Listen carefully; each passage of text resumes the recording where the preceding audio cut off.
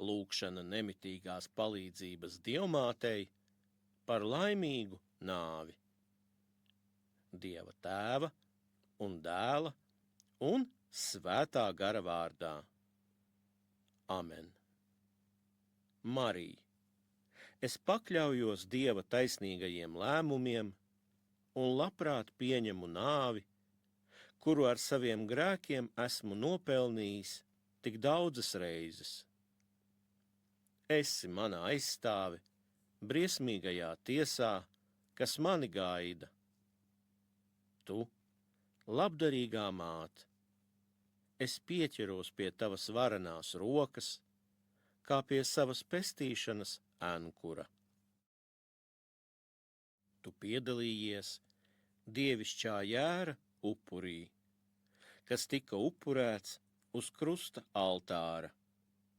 Tu viņu upurēji Dieva taisnībai un svētumam, un paliki pie viņa līdz pat pēdējam elpas vilcienam. Savā labvēlībā palīdzi man, māt, arī tad, kad es miršu, upurēt un svētīt, kā gandarīšanas upuri, manu dziestošo dzīvību. Izlej pār to dārgos un bezgalīgos mana žēlsirdīgā pestītāja nopelnus. Neatstāj mani, Marija, dod, lai tava nemitīgā palīdzība, ko paļāvīgi piesaucu visās manās vajadzībās, būtu man nodrošināta manā pēdējā stundā.